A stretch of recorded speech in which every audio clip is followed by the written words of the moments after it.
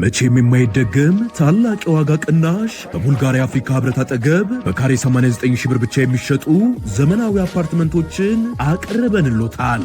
ሰዓቱ እየረፈደ ነው። የልዩ ቅናሽ የሚያገለግለው ለጥቂት ደንበኞች ብቻ ነው። ባለ አንድ መኝታ 81 ካሬ በ5.7 ሚሊዮን ብር፣ ባለ ሁለት መኝታ 111 ካሬ በ7.8 ሚሊዮን ብር፣ ባለ 3 መኝታ 168 ካሬ በ11.8 ሚሊዮን ብር። በአጭር ጊዜ ውስጥ በርካታ ቅንጡ አፓርትመንቶችን ለደንበኞች በማስረከብ የምስጋና ምስክርነት ያገኘው ታማኙ ድርጅታችን ሰመር ሪል ስቴት አሁን ደግሞ ከ20 ካሬ ጀምሮ የንግድ ሱቅ አማራጮችንም አቅርቦሎታል። በተጨማሪም 50/50 የብድር የባንክ አማራጭ አቅርበንሎታል።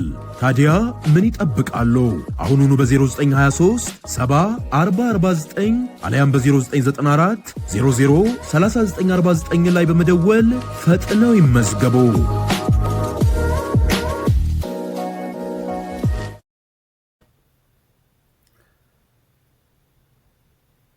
ፈንጋይ ወይም አሳዳሪ የፈጠረው ጫጫታ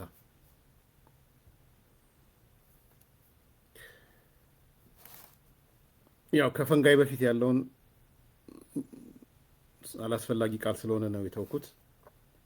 ከአሳዳሪ በፊት ያለውን ፕሪፊክስ ይሁን ሳፊክስ አላስፈላጊ ስለሆነ ነው የተውኩት። ግን ተመጣጣኝ ርዕስ ነው ብዬ ስላሰብኩ ነው የወሰድኩት። የምትከፉ ካላችሁ በርዕሱ ይቅርታ ጠይቃለሁ። በቃ በዛ ደረጃ ስለገባኝ ነው። ፈንጋይ ወይም አሳዳሪ የፈጠረው ጫጫታ ሰሞኑን ዋነኛ መነጋገሪያ ሆኖ እስከዛሬም ድረስ ማባራት ያልቻለው በተለይም በአማራ ጽንፈኛ ታጣቂዎች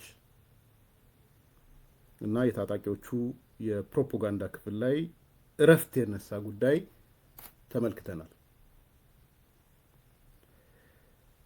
ይህ ክስተት የህዋቷ ልዕልት ፈልቶለወርቅ ወይ መንጆሪኖ የሰጠችው አስተያየት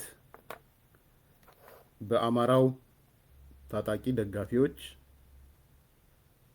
ራሱ በታጣቂዎቹ ዘንድ የስሜት መዋዠቅ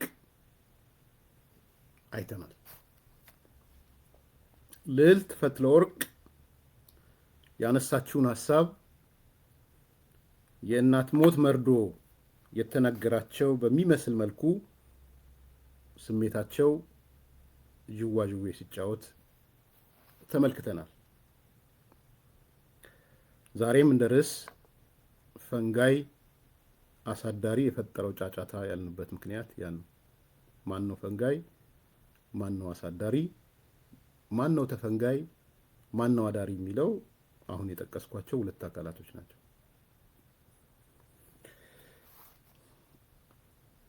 ስለዚህ በርዕስ ደረጃ የመረጥኩት አባባል ነው ፈንጋይ የፈጠረው ጫጫታ፣ አሳዳሪ የፈጠረው ጫጫታ።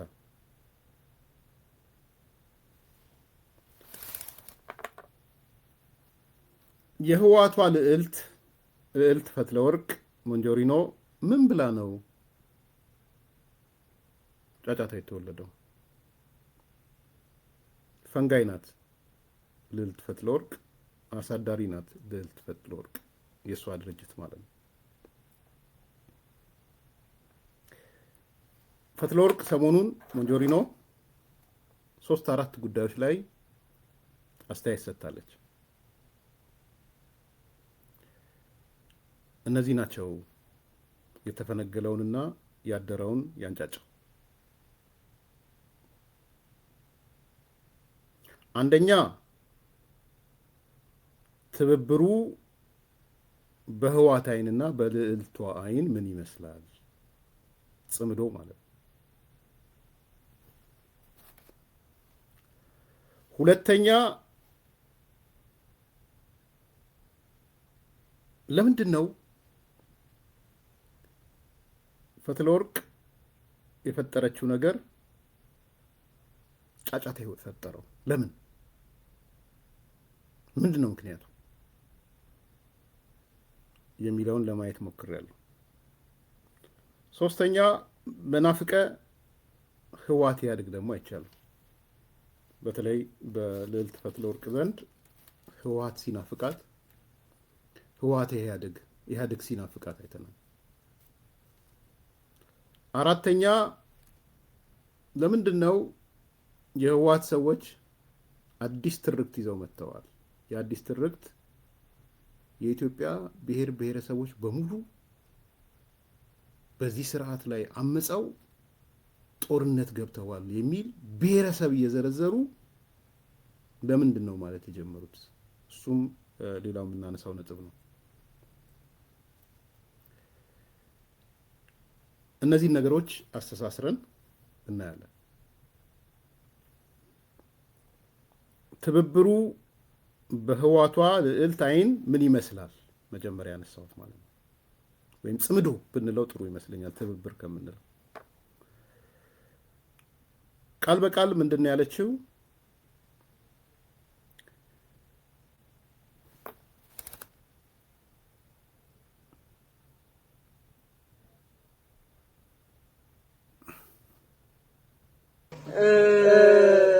ተጀመረ استفلالي መልክዕ ሕዝነትና ክንሪኦ እንተለና استفلالي ሕቶታት ዘለዎም ሓይልታት ኮይና ኢና ሕዝነት ንፈጽር ዘለና ኣብ ዕላማ ፕሮግራም ምነዊሕ ርሕቀት ገለመለ ሓደ ኢና ማለት ኣይኮነን ኣፍታ ተራኽበና ኢና ሓደ ንኸውን ዘለና ንሕና ንሓድኖ ንፈላለየሎም ፖለቲካዊ ቀዋማት ኣለዉ ንሕና ንዝተፈላለዩ ፖለቲካዊ ሓይልታት እቶም ውድባት እንፈላለየሉ መዓት ጉዳያት ኣለዉ ምስ ሻዕብያ ይኹን ምስ ሱዳን ይኹን ምስ ካሊእ ይኹን እንፈላለየሎም መዓት ጉዳያት ኣለዉ ሓደ ዝገብረና ነገር ግን ኣሎ ስርዓት ብልጽግና ናይ ኩላትና ሓደጋ እዩ ዝብል ማለት እዩ ለዚ ኣብዚ ኣይና ንረኸብ ከም ተመክሮ ክንወስዶ ዘለና ነገርሲ እንኳን ዝናይ ሕዚ ንብሎ ዘለና ብዙሓት ጉዳያት ኣፈላላይ ምስ ዘለና ሓይልታት ዝፈጠርናዮ ሓድነት ኢህአዴግ ዝበሃል እኳ ፈሪሱ ኢህአዴግ እኮ ናይ ኦሮሞ ሓይሊ ናይ ኣምሓራ ናይ ደቡብ ኢትዮጵያ 4 ውድባት ኮይና ኣብ ርሑቕ እውን ፖለቲካዊ ፕሮግራምና ሓደ ዓይነት እዩ ነይሩ ስትራቴጂካሊ ኢና ነይሩ ርክብና ሓንቲ ዓይነት ፕሮግራም ብዝተፈላለዩ ቋንቋ ተጻሕፈት እያ ነይራትና ዳርጋ ሓደ ውድብ ማለት እዩ ግንባር ስለ ዝኾንና እንተዘይኮይኑ ዳርጋ ናይ ሓደ ፓርቲ ፕሮግራም እዩ ነይሩና ኩላህና ማለት እዩ በዚ ደረጃ እዚ እኳ ዝነበርናስ እንታይ ከም ተኻሓድና ንፈልጦ እዩ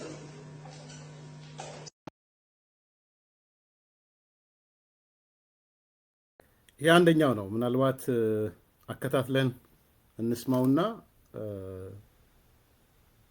መሰረት ሀሳቡን ያልሰማችሁ ሰዎች ካላችሁ ብዙ ቦታ ያው አነጋጋሪ ስለሆነ ግን እንደው ዝም ብሎ ቪዲዮን ለማሰማት ካልሆነ በስተቀር ብዙ ቦታ እያነጋገረ ነውና ጥሩ ነው ማነጋገሩን። በዚህ አጋጣሚ አጫጭሮች ስለሆኑ ሶስቱንም ሁለት ይቀራሉ እነሱንም እንስማቸውና መሰረት ሀሳቡን ነግራችኋለሁ። ከዛ ወደ ውይይቱ እንሄዳለን።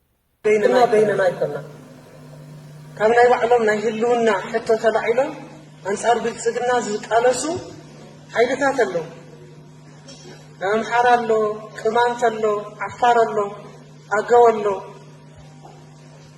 ናይ ኦሮሞ ኣሎ ቤንሻንጉል ጉሙዝ ኣሎ ሶማል ኣሎ ዝተፈላለዩ ከባቢታት ብርክት ዝበሉ ዕጡቃት ሓይልታት ኣለዉ ሳና ኮይኖም ሓቢሮም ክቃለሱ ዝደልዩ ንዞም ሓይልታት እዚኣቶም ምሕዝነት ፈጢርና እዩ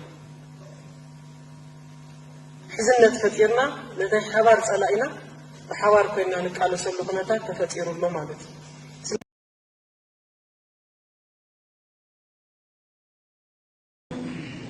ኣብ ጎኒ ብልጽግና ኮይኑ አንጻር ሰራዊት ትግራይ ዝተሰለፈሉ ኩነታት እዩ ነይሩ ሕዚ ከንተየልና ኮይና ግን አዲስ አበባ ሰዓት ዝብጻሕ በይነና ንሽከም ኢና ማለት ኣይኮነ ኣፍ ደገ አዲስ አበባ እዮም ዝቃለሱ ዘለዉ ፋኖ ኣሎ ኣፍ ደገ አዲስ አበባ ናይ ኦሮሞ ነጻነት ሰራዊት ኣሎ ኣፍ ደገ አዲስ አበባ መሓዙት እንሄውና ማለት مسمح حاجة كوين كان سرح يكون حزم مالت سلازي إزي قدم كنت كأمر لزلنا ساعة حزي تني حوار سأل أحد عيناتنا حوار كوين كان يمكلا سجليتهم كل صبغي مواسنا جنتاي متنكار أفتنا حوار نجورق أسونسي ناي تقرأ عقمي تداخل ما يكون نانكن وتصل لنا تنكرنا نوتصل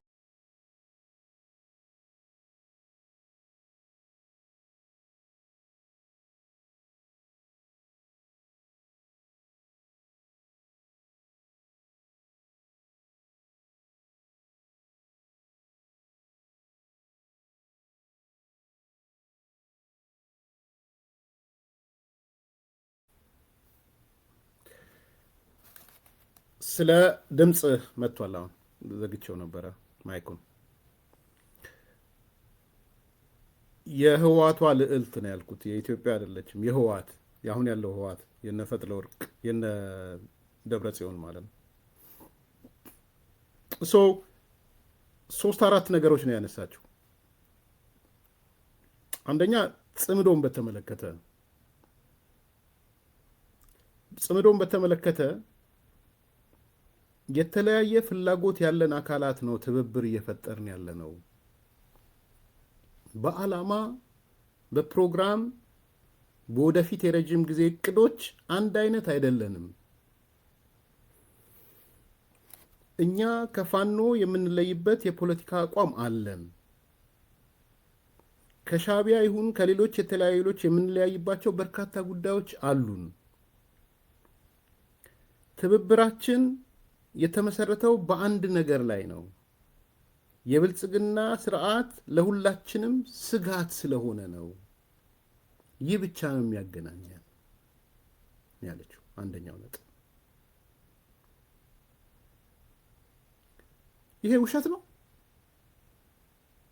እስቲ መልሱ ተፈንጋዮች አዳሪዎች ውሸት ነው የጋራ ዓላማ አላችሁ ከአንድ ነገር ውጪ ለምንድነው እንደዚህ በቃ ነርቫችሁን የነካችሁ እና አርበኛ እንትና ምናምን ምንድነው እስቲ እዚህ ጋር ያለ ውሸት ንገሩን እስቲ ውሸትን ነው የምትሉት ንገሩንና አይ ይሄ ነገር ውሸት ነው እንበል እስቲ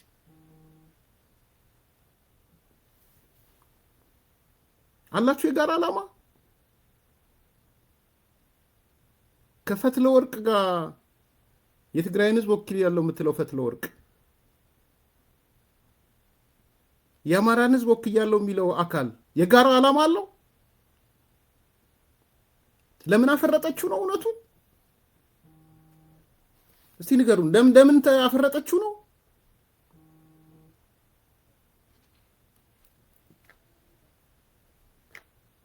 ይሄ አንዱ ጉዳይ ነው አንድ አይነት ዓላማ የለንም አንድ አይነት ፕሮግራም የለንም አንድ አይነት ራዕይ የለንም አንድ አይነት መዳረሻ የለንም አው የላችሁም አለን ካላችሁ እስቲ ኑና ይሄ ዓላማ ይሄ ፕሮግራም ይሄ መዳረሻ ብላችሁ ንገሩን ምንድነው ያዋሸችው እዚህ ጋር ልዕልት ፈልጥሮ የህዋት ልዕልት ምንድነው ያዋሸችው ለምን እውነቱን ተናገረች ፈንጋይዋ አሳዳሪዋ የዋሸችው ነገር አለ ወይ እዚህ ጋር አሁን እያንዳንዱ በፓርት ነው የምንመጣበት እስቲ ንገረኝ ኮመን የሆነውን ነገር ንገረኝ ከአንድ ነገር ብቻ እሷ ያለችው ምንድነው ብልጽግና ጠላታችን ብልጽግና ስለሆነ የብልጽግና ጠላትነት ነው ያስተሳሰረን ጥላቻ ነው ያስተሳሰረን አንድ ነገር እንጠላለን አንድ ነገር ጠላታችን ነው ከዛ ውጪ ግን የጋራ ዓላማ የለንም የጋራ ግብ የለንም እወቋትችን ለምንድነው የተንጫጫችሁት ሚገርም እኮ ነው ጫጫታውን ስመለከት ከግራ ከቀኝ አይ አንድ ዓላማ አለን አንድ ግብ አለን፣ አንድ ራዕይ ነው ያለን እንድትል ፈልጋችሁ ነበረ? ለምን እውነቱን ተናገረች?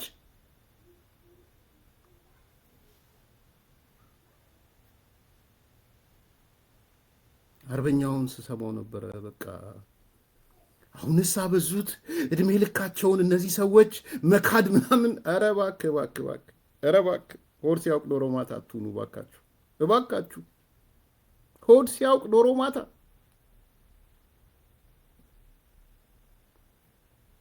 የትኛው የቀጣይ ኢትዮጵያ ነው የጋራ ያደርገቻቸው? የትኛው የዴሞክራሲ ጥያቄ ነው የጋራ ያደርጋችሁ?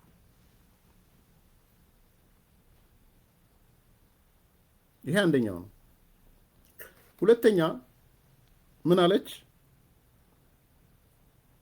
አሁን እየፈጠረን ካለነው ጽምዶ ትብብር ልበለው እኔ ኢህአዴግ እኮ በእጅጉ ይለያል አለች። የኢህአዴግ ናፍቆት ያልኩት እሱ ነው። የህወሓት ኢህአዴግ ናፍቆት። ኢህአዴግ እኮ አለች የኦሮሞ፣ የአማራ፣ የደቡብ ኃይሎች 4 ድርጅቶች አንድ ላይ ሆነን የፈጠርነው በቋንቋ ብቻ የሚለያይ ተመሳሳይ ፕሮግራም ወይም ተመሳሳይ ዓላማ የነበረን ግንኙነታችንም ታክቲካል ሳይሆን ስትራቴጂካል ነበረ። ግንባር የሚል ስያሜ ከመያዛችን ውጪ አንድ ድርጅት ወጥ ነበርን። በዚህ ደረጃም የነበረን ተካክደናል። ባጭሩ ምን እያለች ነው? እንኳን ከዚህ የጋራ ራዕይ ዓላማና ግብ የሌለን ቀርቶ አንድ አይነት ዓላማ፣ አንድ አይነት ራዕይ፣ አንድ አይነት ፕሮግራም የጻፍን ሰዎች እንኳን ኢህአዴግ፣ ህወሓት፣ ኢህአዴግ ብለን ተካክደናል። ለህዝቡ ምን እያለችው ነው?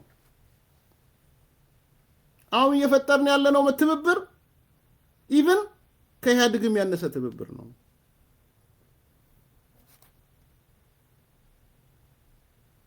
ስለዚህ ትብብራችን ታክቲካል ነው። የድሮ እንደውም ኢህአዴግ የሚባለው ግንባር ስትራቴጂክ ነበረ። የጋራ ፕሮግራም፣ የጋራ ራዕይ፣ የጋራ አካሄድ። ኢቭን ቋንቋ ነው እንጂ የተለያየው ፕሮግራማችን ራሱ አንድ አይነት ፕሮግራም።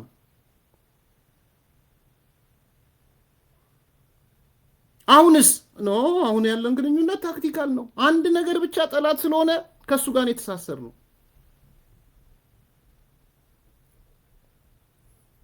ባጭሩ ምን እያለች ነው?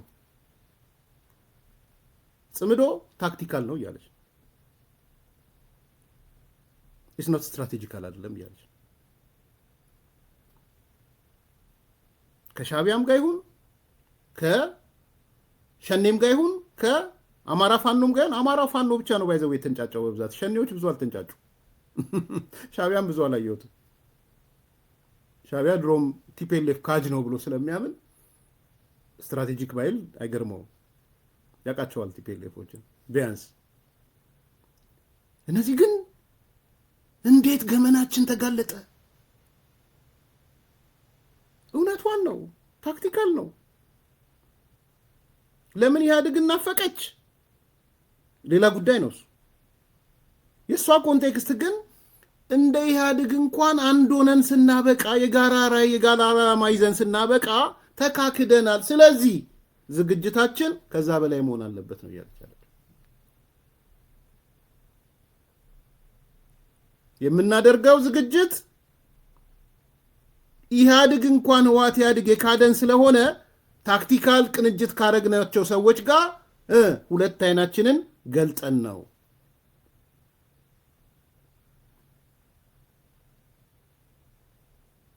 ሁለተኛው ነገር እሱ። ይሄን ለምን ተናገረች? በግራ በቀኝ ጫጫታ አላችሁ ካላችሁ ውጡና፣ አዎ የጋራ ራዕይ አለን፣ የጋራ ዓላማ አለን፣ የጋራ ግብ አለን፣ ስትራቴጂክ ነው ግንኙነታችን በሉና እስቲ ያሳዩን። በተለይ የሶኮልድ አማራ ጽንፈኛው ታጣቂና ፕሮፓጋንዳ ክፍሉ ዲያስፖራ እስቲ የጋራ ራዕይ ካላችሁ፣ የጋራ ዓላማ ሳላችሁ አሳዩን ነው ጣውጡና።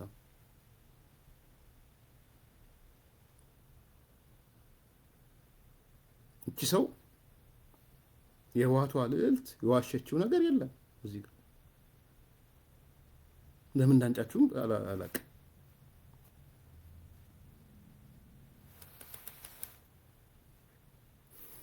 ሶስተኛ አዲስ አበባ ላይ የሚያደርሱን ፈረሶች ወይም አህዮች ብሏቸዋል ደሱ አሉን ነው ያሉት። ይሄ በጣም ያናድዳል። በእርግጥ ዞር ብሎ ለሚያስበው ሰው ግን እውነት ነው። ያደርሳል አዲስ አበባ አይደርስም ሌላ ጉዳይ ነው ማለት ነው። ሆድ ሲያቅ ዶሮ ማታ ያልኩት ለዛ ነው። አብደላ አብልጉዴ ይኸውልህ ዲናያል ውስጥ ስላሉ በኋላ አነሳዋለሁ። ፖለቲካሊ ምን ማለት ነው የሚለውን አነሳላችኋለሁ ብዬ ነው ፍጥነህ አስተያየት ሰጠ። ነው የአማራ ጽንፈኛው ይሄ ታጣቂውና የነሱ ፕሮፓጋንዳ ክፍል ኮምፕሊት ዲናያል ውስጥ ነው ያለው እና ዲናያል ውስጥ ያለ ሰው ልክ እውነቱን ፍርጥ ስታረግበት ሾኪንግ ፌዝ ይገባል። እነግራችኋለሁ የዚህ የባህሪ ለውጥ እንዴት እንደሚመጣ። ድንብርብሩ ነው የሚወጣው። እሱ አሁን ድንብርብር ነው ያደረገቻቸው። የጦስ ዶሮ ፍለጋ ምናምን ይተሯሯጡት ለዛ ነው። ስለዚህ የምትናገራቸው ነገሮች ስለማያውቁት አይደለም። ሆድ ሲያውቅ ዶሮ ማታ ነው። ዶሮ ማታ ሲሉ የኖሩ ናቸው። መተሬ ኑር አይኑር አላውቅም። እኛ ቤት ልጆኜ የኛ ሰፈር የጎረቤቶቻችን ቅዳሜ ነው በብዛት መተሬ የሚባል ነገር ነበረ። ሌላ አካባቢ ኑር አይኑር አላውቅም። አንዱ አካባቢን ሳስብ ማስበው እሱ ነው። የወላጆቼ በሆነ በአመት አንዴ ሆኖ ምን እንደዛ ያደርጋሉ። መተሬ የሚባል የሆድ ህመምን ምናምን የሚያስቀር ዶሮ ማታ ብለው ያጠጡናል። በጣም መራራ ነገር ነው መተሬ የሚባል። ያንን መራራ ይጠጡት አይጠጡት አላውቅም። ነው ግን ሆድ ሲያቅ ዶሮ ማታ ናቸው እነዚህ ሰዎች። የለም እኮ ዶሮ አላስታውስም ዶሮ መኖሩን። ገፎ ምናምን ይሰጡን ነበር። ዶሮ ማታ ሲል ነው የሚውለው የሚያድረው የሚያንቋርረው።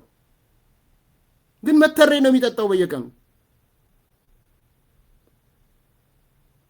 ታስፋይ ሆድ ሲያውቅ ዶሮ ማታ ይሆን። ስለዚህ የማያውቁት ስለሆነ አይደለም። ግን ተጋለጥን ታወቀብን ምናምን የሚለው ስሜት ነው የሚፈጠርባቸው የአማራ ጽንፈኛ ታጣቂውና ፕሮፓጋንዳ ክፍሉ ጋር።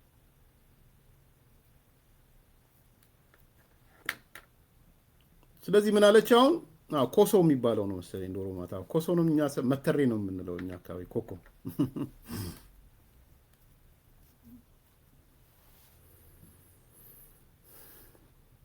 ከዚህ ቀደም ብዙ ታጣቂ ከብልጽግና ጎን በመሰለፍ ከትግራይ ሰራዊት በተቃራኒ የቆመበት ሁኔታ ነበረ።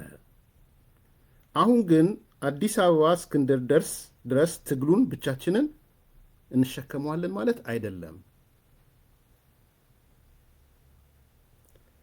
ምክንያቱም እነዚህ ታጋዮች አዲስ አበባ በራፍ ላይ ሆነው እየታገሉ ነው። ፋኖ አዲስ አበባ በራፍ ላይ ነው። የኦሮሞ ነጻነት ሰራዊት አዲስ አበባ በራፍ ላይ ነው። ይህም ማለት ወዳጆች አሉን ማለት ነው። በአሁኑ ሰዓት ለነዚህ ወዳጆች ጋር በትብብር የሚሰራ ስራ አለ። ይህ ደግሞ በእርግጥ ልንጠቀምበት የሚገባ እድል ነው። እስካሁን በጋራ ጠላታችን ላይ ተመሳሳይ አቋም አለን። በጋራ የመታገል ፍላጎታችንም በጥሩ ደረጃ ላይ ይገኛል። ወደፊት ከኛ የሚጠበቀው ማጠናከር ብቻ ነው። በጋራ በሚደረገው ትግል ውስጥ የትግራይ አቅም ተዳክሞ ሳይሆን ጠንክሮ መውጣት አለበት አለች ቃል በቃል። ያ ኮሶ ነው መሰለኛ ያበሻ ኮሶ ምን አላውቅም። ግዴ ለምን ባነሳት አልነበረብኝም። አካባቢያችን ተመሳሳይ ላይፍ ያለው ነው ባይዘው የራስ ሰፈር እንደ እህት ወንድም ነው የሚተያዩት ጎረቤቶች፣ በእኛ እድሜ ሳይሆን በእናት በአባቶቻችን እድሜ። ስለዚህ የሆነ ቅዳሜ ምናምን እየጠበቁ ቢያንስ 20-15 ቤቶች አንድ ላይ እንዲህ አይነት ዝግጅት አላቸው።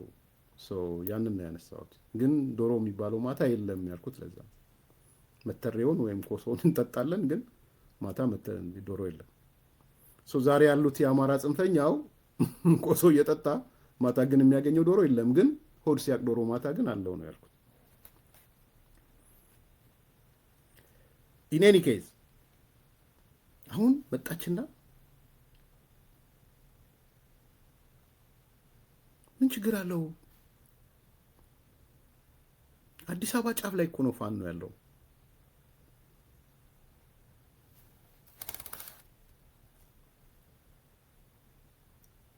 የኦሮሞ ነጻነት ሰራዊት እኮ አዲስ አበባ ጫፍ ነው ያለው። ስለዚህ እነሱ ይዋጉልናል። ታዲያ አዝሎ ከማለት ድረስ በምንድን ነው የሚለየው? አንዳንድ ፎቶዎች ወጥቶ ነበር አይደለ? ዘመነ አዝሏቸው አሁን ይሄ ንግግር ዘመነ አስሮ ያደርስ ዘመን እንትናን ለምዶ ግን እንትናን ማሰሩት ጃልማሮንም ስሩት እንጂ ጃልማሮም ሲያዝል አሳዩን እንዴ። ጃልማሮ ማንን ይዛል? የሆነ ሰው ይዛል። በቃ ጃልማሮ አንዳንድ ሰዎችም ልካችሁልኛል። ተፈራማሞ ምግባይን አዝሎት በቃ ለጃልማሮን ደግሞ አንዱን ስጡት፣ ፍሳ መንጁስን ስጡት፣ ወይም የሆነውን ስጡት ይዘል። እሱም ባላንስ አድርጉት። አንዳንዴ ጥሩ አይደለም። ይሄ የአማራው ጽንፈኛ ተናደደ ብላችሁ ኦሮሞንም አትተውት። እሷ አዲስ አበባ ጫፍ ላይ የአማራ ጽንፈኛውም አለ፣ የፋኖም አለ፣ ኦሮሞ ነጻነት ሰራዊትም አዲስ አበባ ዙሪያ ነው ያለው አለ። ይኸውልሽ እያለች ያለችው እናንተ ትጋደሉልንና እናንተ ትሞቱና ልክ እናንተ በሞታችሁበት ህይወታችሁ ካለቀ በኋላ ተተዳከማችሁ በኋላ እኛ እንገባለን ነው እያለች ያለችው። ስንገባ ግን በተዳከመ መንገድ አይደለም የምንገባው። ከዛም በኋላ ተጠናክረን ነው መቆየት ያለብን። ቢኮስ ከብልጽግና ከተወገደን በኋላ መጠበቅ አለብን ስልጣኑ። ምንዋጋዋለን ጸብ በይደር ማለት ነው፣ ጦርነት በይደር ማለት ነው። ባለፈው እንዳነሳሁት የሆነ ነገር ተጻብቷት ነው ተጻባ ነው ምናምን የሚባለው ነው የወጣችው። ስለዚህ ምንድነው ያለች ያለችው? ግድ የለም አትስጉ፣ ለሰበሰበቻቸው የህዋት ሰዎች ማለት ነው በአዳራሽ እንደ ድሮ እኛ ብቻ እየሄድን ረጎራው እያልን እንበርተገዳ ላይ እያልን የምንሄድበት አይደለም። ከኛ እንበርተገዳ ላይ በፊት የካኖን ፎልደር የሚሆኑ የጥይት ማብረጃ የሚሆኑ ሰርተናል። ፋኖ ይባላል ስሙ፣ ሸኔ ይባላል ስሙ፣ ወይም ኦሮሞ ነጻነት ሰራዊት ይባላል ስሙ።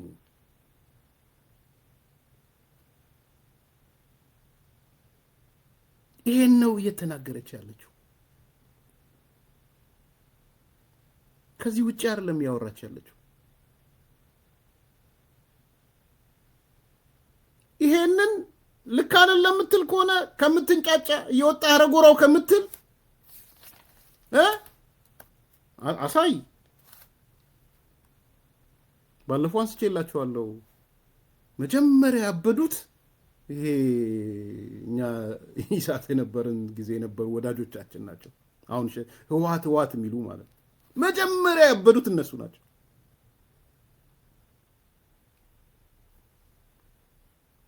አሁን አርበኛው የምላችሁ ሰውዬ በቃ ድሮም ቢሆን ቲፒኤልኤፍ፣ ድሮም ቢሆን ህወሓት፣ ድሮም ቢሆን ምናምን ሲላየውጥ እንደው አራራ ፈር ግድ የለም። ብዙ አይተ ቪወር ሊኖርህ ይችላል። ብዙ ምናምን ረሰው ይታዘባል።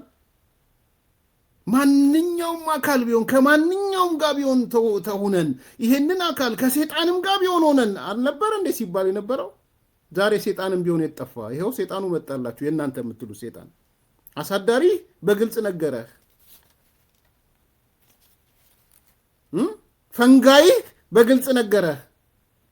ፈንጋይህ አልዋሸም፣ አሳዳሪህ አልዋሸም። ልክን ነገረ። አዲስ አበባ ዙሪያ ያለው አንተ መጀመሪያ መዋጋት አለብህ። እንደግፋለን ስትዋጋ ግን ጠሽ ለሚሆኑ ክላሾች፣ ጥይቶች፣ ምናምኖች እንሰጣለን። የጥይት ማብረጃ ትሆንልናለህ። ከዛ ውጪ ግን አዲስ አበባ ከገባን በኋላ ራሳችንን አጠናክረን ስለምንወጣ እንጠብቃለን። ወደ ለጦርነትም መሸነፍ እንደ ድሮ ኢቭን ኢህአዴግ እንኳን ክዶናል። ተመሳሳይ ፕሮግራም፣ ተመሳሳይ ዓላማ፣ ተመሳሳይ ግብ የነበረን ኢህአዴግ እንኳን ክዶናል።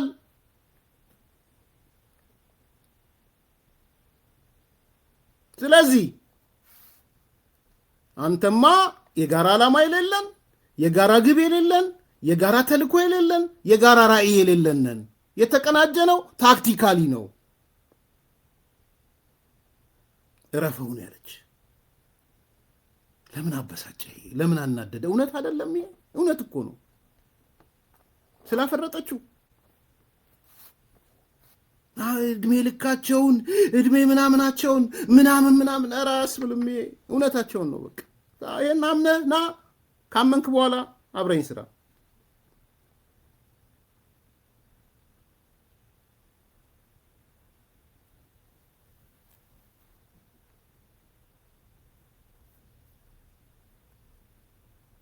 ትላንት አሳይቻቸዋለሁ። ይሄን በዚህ ወቅት የኢትዮጵያ ትግል መሪ ፋኖ እንጂ ህወሓት አይደለም። መሬት ላይ ያለውን ቁመናም ሆነ አጠቃላይ አቅምን ከመዘንን ህወሓት አጋር እንጂ ምሰሶ አይደለም። ምሰሶ ፋኖ ነው። ይሄን የጻፈልን ትላንትና ነው። ዛሬ በሰፊው ነው እየተነሳ ያለው፣ እየተብራራ ነው። እንዴት የትግል መሪው ፋኖ እንደሆነ ህወሓት እንዳልሆነ፣ መሬት ላይ ያለው ቁመና በሰፊው ትልቁ ቁመና ህወሓት ፋኖ እንደሆነ፣ በአቅም ደረጃ ምሰሶ ሆኖ ዋና የወጣው ፋኖ እንጂ ህወሓት እንዳልሆነ የድሮ ዘመዶቻችን እየነገሩን ያሉት።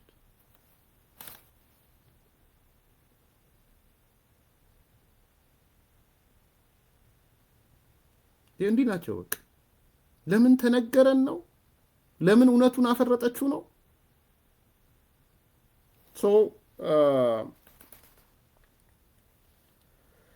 ጫጫታው ከዛ የሚነሳ ነው። ጥያቄው አሁን ወደ ማጠቃለያውም እየመጣው ስለሆነ ለምንድን ነው ይሄ ነገር ያበሳጫቸው? ለምንድን ያናደዳቸው?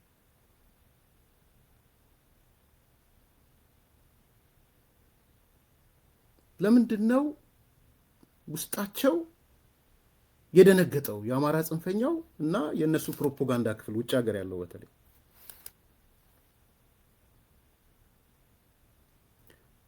ሐቆቹን ማስቀመጥ አለብን። 1 2 3 ብለን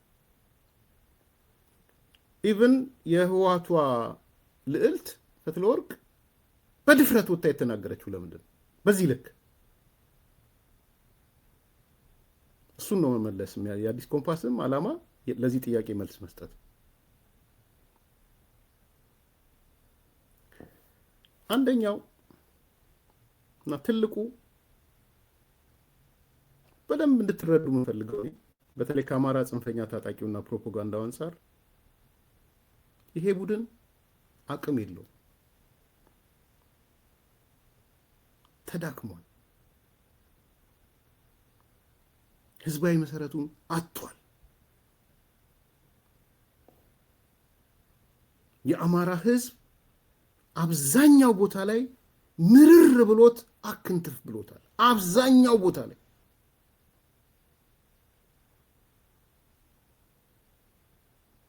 ይሄ ደግሞ በውጤት ደረጃ ምን ሆነ መሰላችሁ? አቅም እንዳይኖረው አደረገው። ተልፈሰፈሰ፣ በውስጡ ተባላ፣ እርስ በራስ ተገዳደለ። ትላንት በዝርዝር አቅርበነዋል፣ አልመለስም ወደሱ። ስለዚህ የመጀመሪያው ጉዳይ ይሄ የአማራ ጽንፈኛ ታጣቂና የፕሮፓጋንዳ ክፍሉ ምንም አይነት ቁመና የለውም፣ አቅም የለውም። የሚዲያ ብቻ ነው ያለው፣ የሚዲያ ትሪናፋ ነው ያለው።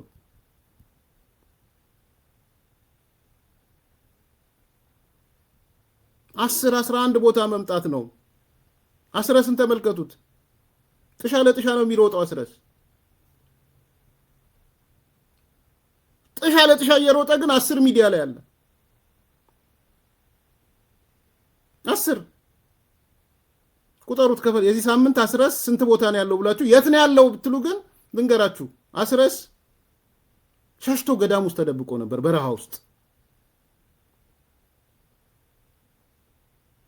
ውስጥ ያለ ገዳም ውስጥ ሮጦ ተደብቆ ገብቷል።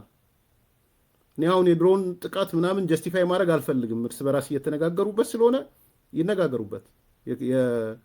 የጀርመኑ ዲያቆን የሚያነሳው ነገር ውሸት አይደለም፣ ባይዘው እውነት ነው። እውነተኛ ትክክለኛ መረጃ ነው የደረሰው። በነገራችን ላይ እኔም ከስፍራው ቴዲ ፈልፍሎ አውጥቶ ያለው ነገር ይሄ ነው ብሎ ከ3 ቀን በፊት ነግሮኛል። ባይዘው እኔ የኢትዮጵያ ኦርቶዶክስ ቤተክርስቲያንም እንደ ቤተክርስቲያን ታጣቂዎች ከኔ ገዳም ከኔ እምነት ተቋም ራቁ ብላ መግለጫ ማውጣት አለባት ብዬ አምናለሁ። አሁን እዛ ውስጥ ገብቼ ሌላ ንትርክ መፍጠር አልፈልግም። ግን የኢትዮጵያ ኦርቶዶክስ ተዋሕዶ በተለይ ከገዳሞቼ ራቁ ማለት የሚል መግለጫ ማውጣት አለባት። አስረስ ገዳም ነው የተደበቀው። ዘመቻው ሲጀመር ሮጦ ነው ገዳም የገባው። ለምንድን ነው ገዳም ይገቡት? መንግስትን ወይ ይጠይቁ። መንግስት እምቢ ካለ ደግሞ ገዳሙን የመከላከል አቅም ይኑረው። ስለዚህ ሾልኮ ገዳም ለገዳም እየተሯሯጠ በረሃ ለበረሃ እየተሯሯጠ እኔ አምኖት ቶኪንግ አባውት ዛት ጋይ ሄኖክ እኔ ከ3 ቀን 4 ቀን በፊት እኮ አልኩህ እኮ ስም ጠራው። ቴዲ እዛ ነው ያለው። አሁን ባይዘው ቴዲ ከስፍራው እዛ ነው ያለው። እንዲሁ ተጨባጭ ላድርግላችሁ ብዬ እንጂ እኔ ከዛ ወስጄም አላውቅም። እንደዛ አይነት መረጃ አምጥቼም አላውቅም።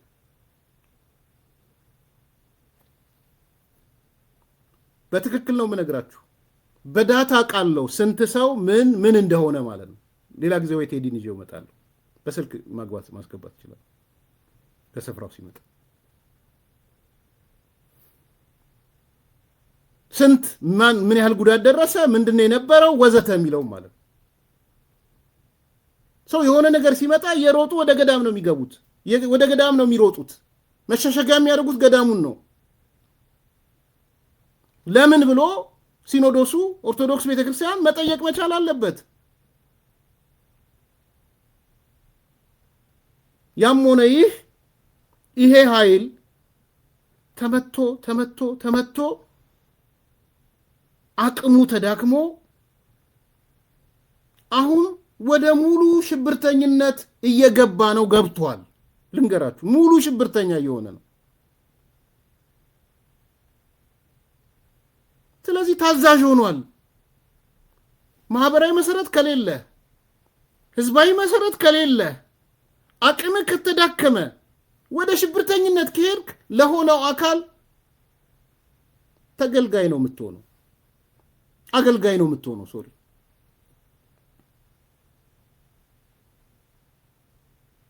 አገልጋይ ነው የሆኑት እነዚህ ሰዎች። ስለዚህ ሄደው የአቅም ማጣት የፈጠረው የሽብርተኝነት ውጤት ነው። ይሄ ይታወቃል። ህወሓቶች ጠንቅቀው ያውቃሉ። ይሄን እመጣለሁ። ቀጣዩ ሐሳብ እሱ ነው። ሰሞኑን ከቲፒኤልኤፍ ጋር የሚነጋገሩትን ልንገራችሁ። በዝርዝር እመለስበታለሁ። በ2025 የድል ዓመት ስለሚሆን ትምህርት ቤቶች በሙሉ ትምህርት አይኖርም። 2025 የሚጠናቀቅበት ዓመት ነው። ስለዚህ አማራ ወደ ትምህርት ቤት አይሄድም የሚል እየተነጋገሩ ነው። በነገራችን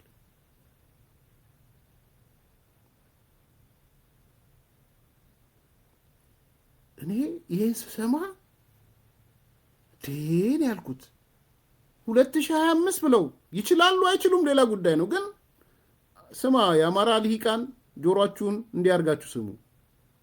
በከፊል መኑ ከፈለጋችሁ እኔ የምናገረው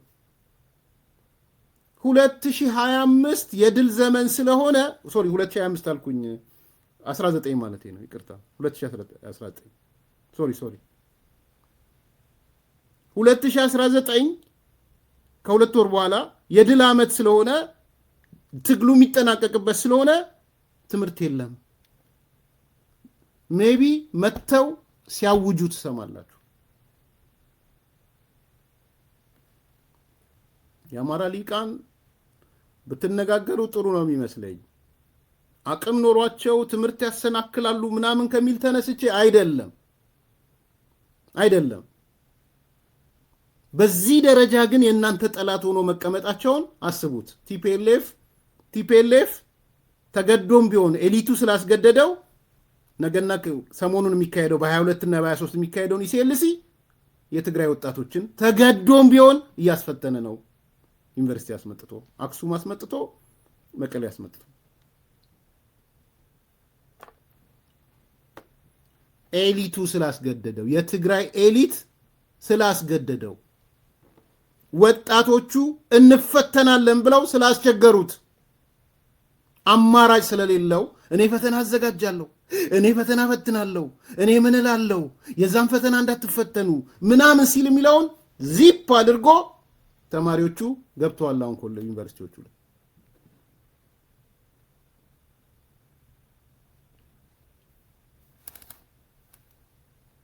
ተመልከቱ እየሆነ ያለው ይሄ ነው አሁን እነዚህስ በ2019 የድል ዘመን ስለሆነ ይመጣል አሁን ማስረስ ወይም ከኢትዮጵያ ውጭ ያለው ማን ነው ዘመነ ካሴ ይመጣና የ2019 የአማራ የድል ዘመን ስለሆነ ድሉን ለማብሰር ምናምን ብሎ ይመጣላችኋል ምናልባት መልእክት ብሎ ከዛ ትምህርት የለም 5 ዓመት ማለት ሌላው አካባቢ ዩኒቨርሲቲ ግራጁዌት አድርገው በስራ ተሰማርተዋል ልነግራችሁ የፈለግኩት የእነሱን ኢንቴንት ነው እቅዳቸውን ነው እየነገርኳችሁ ያለሁት እንጂ እንትን አይደለም በተግባር ይመጣል እያልኩ አይደለም ባጭሩ ቲፒኤልኤፍ ፈትለወርቅ እንዲህ ልትናገር የቻለችበት የመጀመሪያው ምክንያት ይሄ ኃይል ተዳክሞ አቅሙ ተሰባብሮ ፍንክትክቱ ወጥቶ እርስ በርስ እየተገዳደለ መሄዱን ተረድተውታል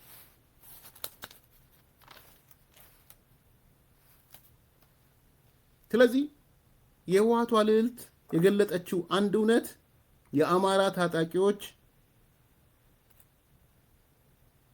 በህወሓት እግር ስር ተንበርክከዋል በህወሓት እግር ስር ወድቀዋል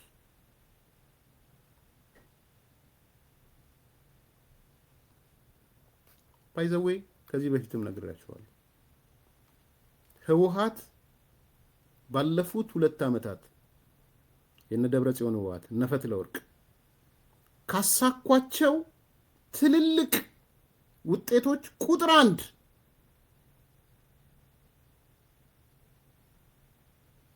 ፋኖን ማፍረሳቸው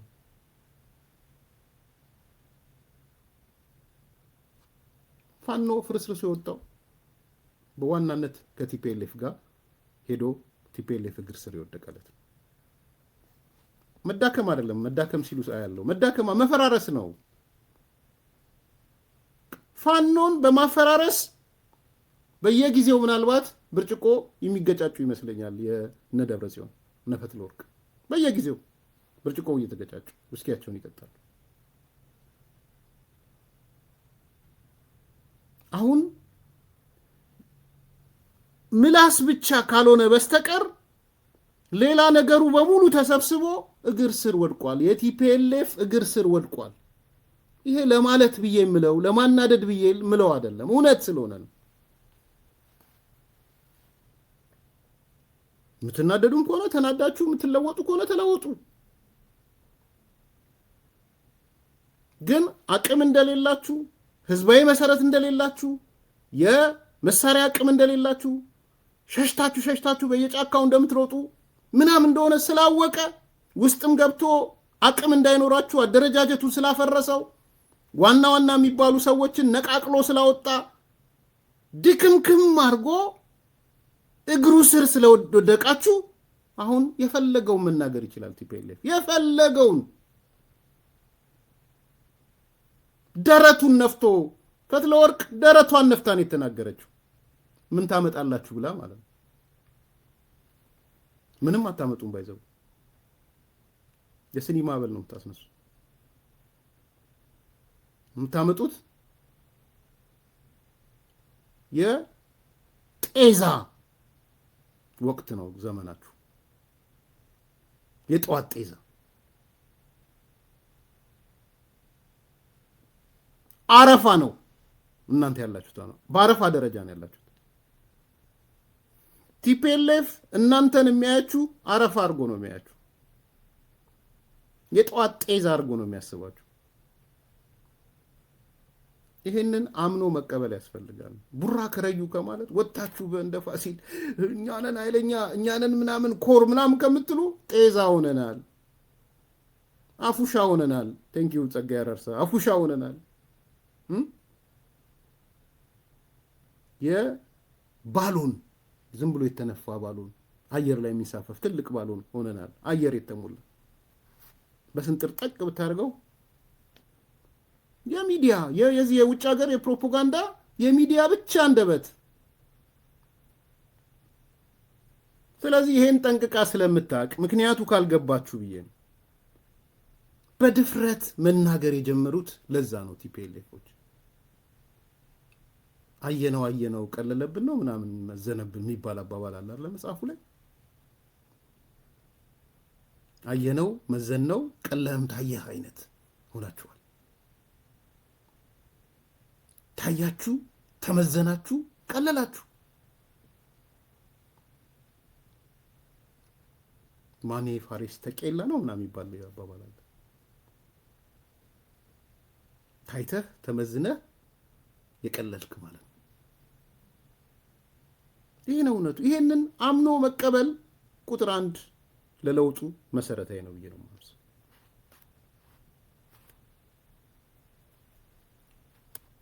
ከዛ በተረፈ የስሜት መዋዠቁ የሚጠበቅ ነው። እኔም አልጠብቀው አይደለም። በእናንተ ውስጥ የተፈጠረው የስሜት መዋዠቅ፣ መደናበር፣ መደንገጥ የሚጠበቅ ግን ችግሩ ምንድነው?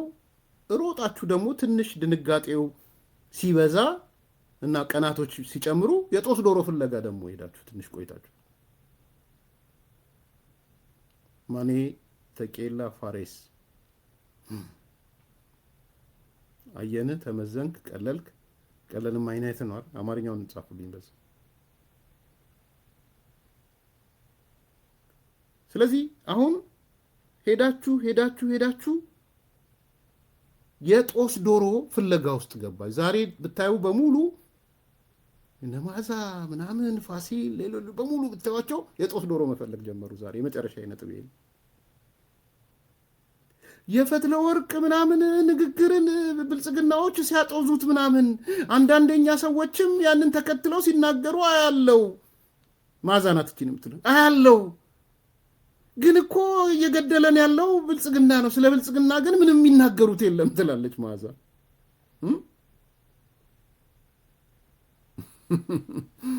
ታው ብልጽግና ጋር ለምን መጣሽ? መጀመሪያ ተናገሪያት፣ ፈትለ ወርቅን ተናገሪያት። እስክንድርን ነፍስ ሃይማረን ትገደላለህ ትሞታለህ እንዳልሽው ተናገሪያት እንጂ እሷን አማራ ብሔርተኝነት አይደለም መነሻችን አማራ ኢትዮጵያ መሆን አለበት መድረሻችን ስላለ ማዛ መሐመድ በአደባባይ ወጥተሽ እርምጃ ወሰዱበት ነው ያልሽው። ተወሰደበት መሰለኝ በህይወት ቢኖሩ። ምን ነው ታዲያ ፈትለ ወርቅ ጋር ስትደርሺ የብልጽግና ሰዎች እያጋጋሉት ምን እያሉት፣ አንዳንድ የኛ ሰዎች ደግሞ የሚሉት አለ። እነማን ናቸው የእናንተ ሰዎች? የኛ ሰዎችም እያጋጋሉት እንዴ ምን ነው የሚገለንን ብልጽግና መናገር ከበዳቸው። ይናገራሉ ብልጽግናን ይናገራሉ። ሲናገሩም በተለይ ጎንደሮቹ ሲናገሩ አይቻለሁ ብልጽግናን። ትላንት ውይይት ሳይ ነበር። አሁን አጀንዳው ብልጽግና መናገር ነው ወይስ ፈትለ ወርቅ የተናገረችው ልክ ነው ልክ አይደለም? ደሴም ፋሲልም የብልጽግናዎች ፍራቻ የወለደው ምን አመጣው ብልጽግናን? በቃ እሺ ፈርቻለሁ። ፐርሰናሊ ብልጽግና ስለምትሉኝ እኔ ፈርተናል ብልጽግናዎች። እሱን አንድ ቦታ አንድ ቅርጫት ውስጥ ከተቱትና ሌላኛው ቅርጫት ግን ፈትለ ወርቅ የተናገረችውን ደግሞ ተንትኑ። ስኬፕ ጎት የጦስ ዶሮ ምን ይጠቅማችኋል? የጦስ ዶሮ ብልጽግና የሚባልን አምጥቶ መቸንከር።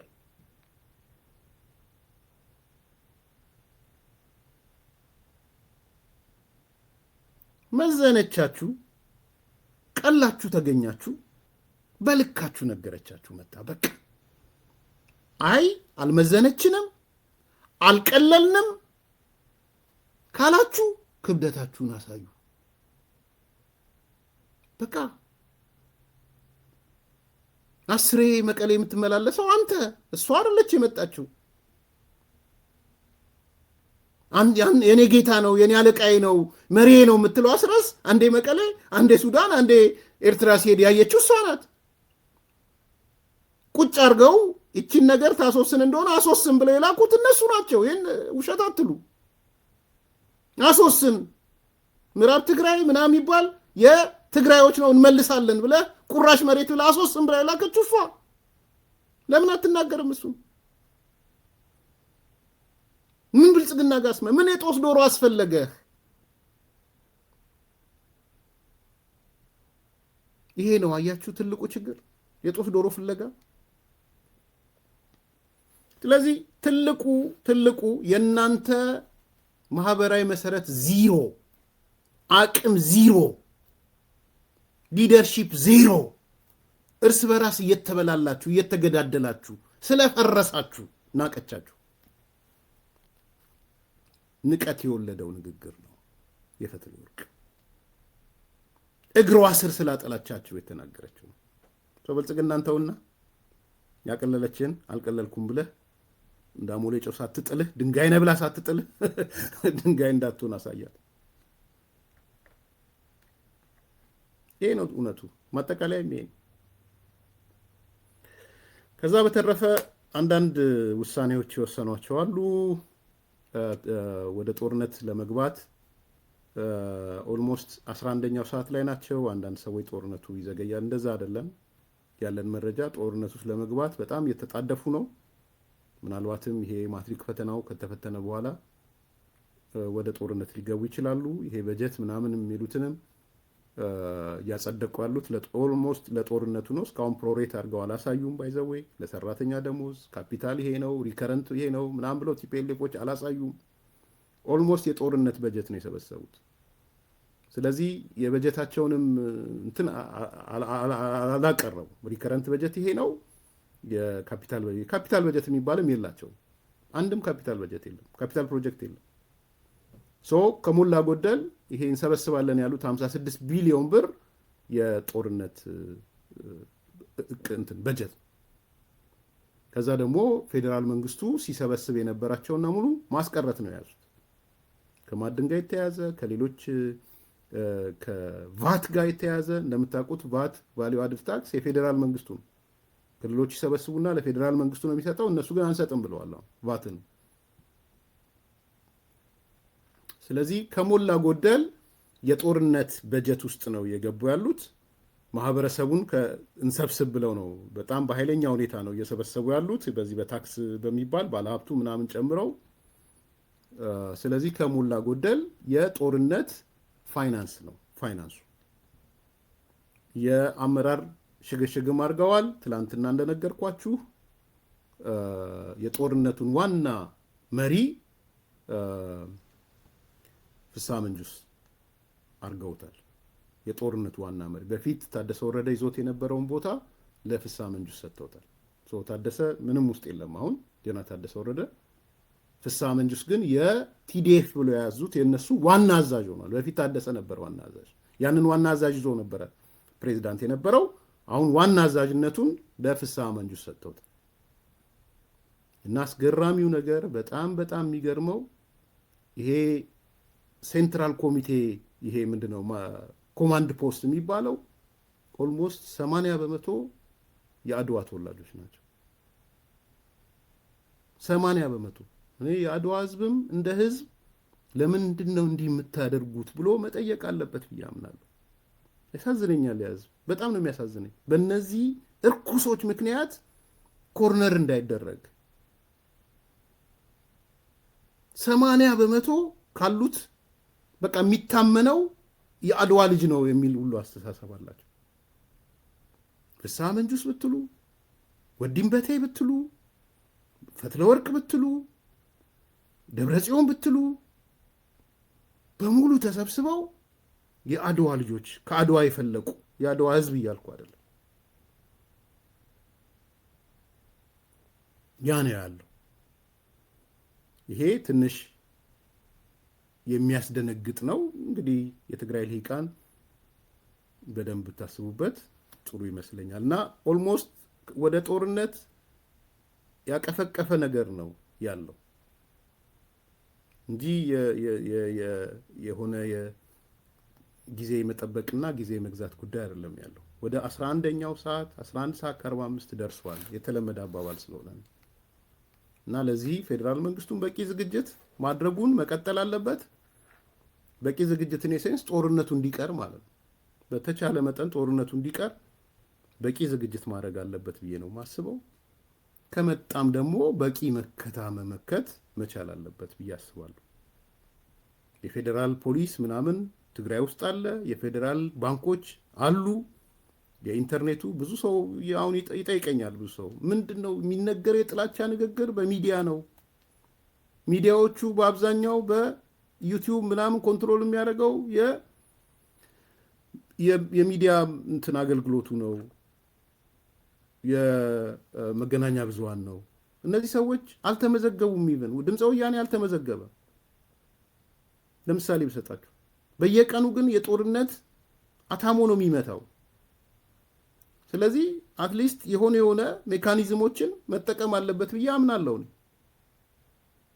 የጦርነት አታሞ የሚመቱ ግልጽ የሆኑ የፕሮፓጋንዳ ማሽኖች አፋቸው እንዲዘጋ ማድረግ አስፈላጊ ነው ብዬ ነው ማምነው። አፋቸው እንዲዘጋ ማድረግ ይሄ አድሚኒስትሬቲቭ ኬዝም አለው፣ ፖለቲካ ውሳኔም አለው። የሀብታቸውን የሚያንቀሳቅሱት አዲስ አበባ ምናምን ሀብታቸው ፍሪዝ መደረግ አለበት ለጊዜው። ይሄ አይ ቲንክ በፌዴራል መንግስት ደረጃ መሰራት ያለባቸው ስራዎች ሊሰሩ ይገባል ብዬ አምናለሁ። ኦፕሬሽናል ነገር አልፈልግም በምክር ሀሳብ ደረጃ ግን ፖለቲካሊ የማየው ነገር ጥልቅ የሆነ የጥላቻ ሚዲያዎቹ ድምፀ ወያኔ በቃ ጥልቅ የሆነ ጥላቻ ነው የነዛለው። ይሄ እንዴት ነው በአንተ ቁጥጥር ስር ያለ ኢንተርኔቱ ምኑም በአንተ ስር ሆኖ እንዴት ነው ኮንትሮል የማታደርገው የሚል ጥያቄ ያስነሳል። ኦፍኮርስ የበለጠ ሲወጣ እየተጋለጡ መሆኑን አይተናል በሌላ አድቫንቴጅ። አት ዘ ሴም ታይም ግን ክትትልና ቁጥጥር ማድረግም አስፈላጊ ነው ብዬ ነው የማምነው። ላይክ አርጉ፣ ሰብስክራይብ አርጉ፣ ሼር አርጉ። አንድ ድረስ ነበረን። በሚቀጥለው እናያለን። እንግዲህ ኢህአፓ አምኗል መፈራረሱ ህብረት ነው አንድነት የሚባለው ፍርስርሱ እንደወጣ በዛሬ መግለጫ ሰጥተው አምነዋል። የኢህአፓው ፕሬዝዳንት ማነው ጊዮን ፓርቲ አባረነዋል አለ። ወጥቷል ጊዮን ፓርቲ። አንድም የሆነ ምናምን ፓርቲ ነበር፣ እሱም ተባሯል።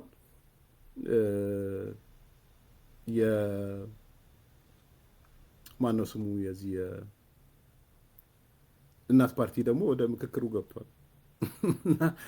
አፉሻ ናችሁ ስንላችሁ አፉሻ በጣም ወደድኳት እቺን ቃል።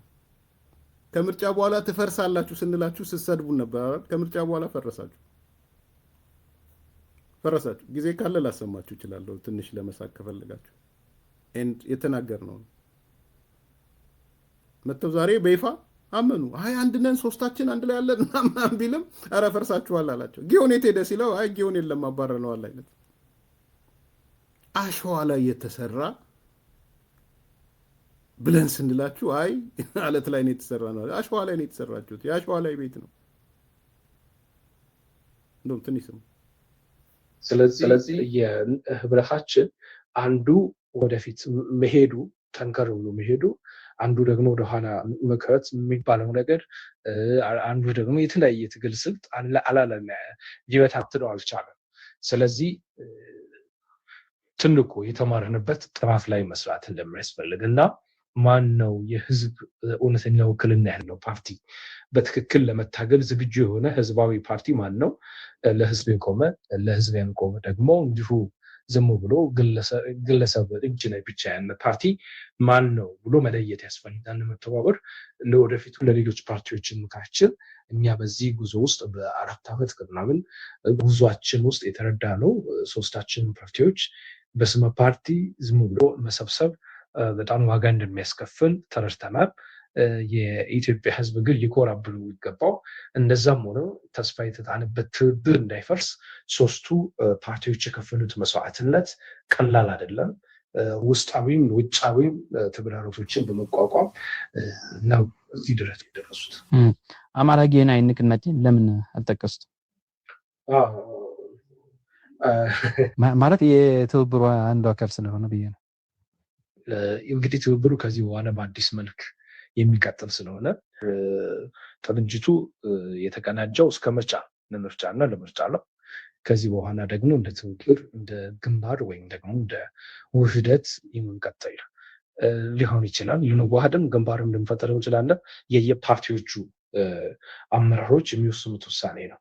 ስለዚህ ባለው ሁኔታ ላይ ከዚህ በፊት ለ7ኛው ምርጫ የተሰጠን ሰርተፊኬት ምናልባት ማንዋያ ምርጫ ከተካሄደ እንደ ትብብር ልንሄድ እንችላለን። እንዳሁን እንዳለው ትብብር እንዳይቀርንጭቹ ማንዋያ ምርጫ ከሌለ ግን በዚሁ የሚያበቃ ይሆናል። ስለዚህ ባለው ሁኔታ ላይ እንደ ትብብርም እንደ ውህደትም እንደ ቅንጅትም ከዚህ በኋላ ከቀጠል ሶስታችን ነው ቀጠል። ለምን አማራ ጌናዊ አይቀጥልም? ያው እንግዲህ እነሱ ሲሆነ ሶስታችን ግን እርግጠኝነት ከዚህም በኋላ እንደምንቀጥል እርግጠኛ መሆን ይቻላል። አንድ ኢትዮጵያ ዲሞክራሲያዊ ፓርቲ የሚባልም ነበረ። እሱ ለምን አልቀጥልም? በራሳቸው ፍቃድ በራሳቸው ፍላጎት ይወጡት። በአጋጣሚ ኢህአፓ ዳር 27 ገና ህዝባዊ ስብሰባ ጠርቶ ነበረ። እዛ መሀል በተፈጠረ አንዳንድ ተጠቃቀም ነገር ያው ዝርዝር ማውራት አልፈልግም። በራሳቸው ፍላጎት በግላችን መወዳደር አልፈልግም ማለት ከትብብሩ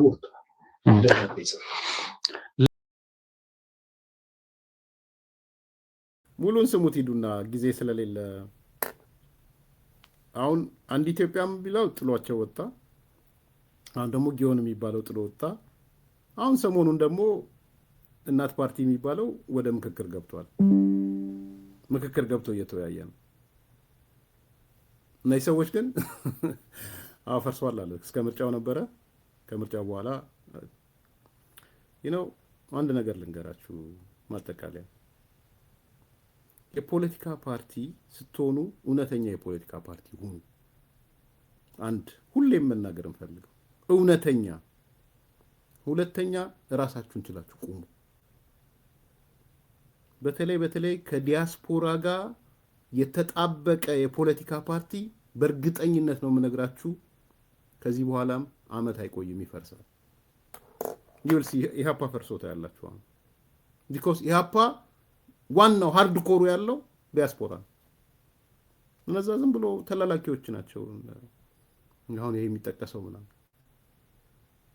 ትልቁ በቃ ሃርድ ኮር እንደ ኢህአፓ አይነት ደግሞ ሃርድ ኮር ያለው ደጅ ነው ዲያስፖራ ነው። እንደሱ ከሆነ ድርጅት አይሆንም። ስለዚህ የፈጠሩትም ኔጌቲቭ ሲነርጂ ነበረ ብያቸዋለሁ። የራስን አቅም የሚበላ ማለት ነው ኔጌቲቭ ሲነርጂ ማለት። ኔጌቲቭ ሲነርጂው ራሱ በላቸው፣ ተበላሉ። የሚሆነው ሆነ። አሁን ይኸው ብትንትን እናት ፓርቲ ወደ ምክክሩ፣ ጊዮን ፓርቲ ጥሎ ወጣ፣ አንድ ኢትዮጵያ ጥሎ ወጣ።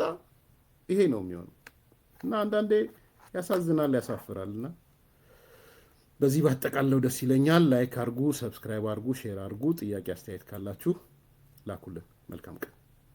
መቼም የማይደገም ታላቅ የዋጋ ቅናሽ በቡልጋሪያ አፍሪካ ህብረት አጠገብ በካሬ 89 ሺህ ብር ብቻ የሚሸጡ ዘመናዊ አፓርትመንቶችን አቅርበንሎታል።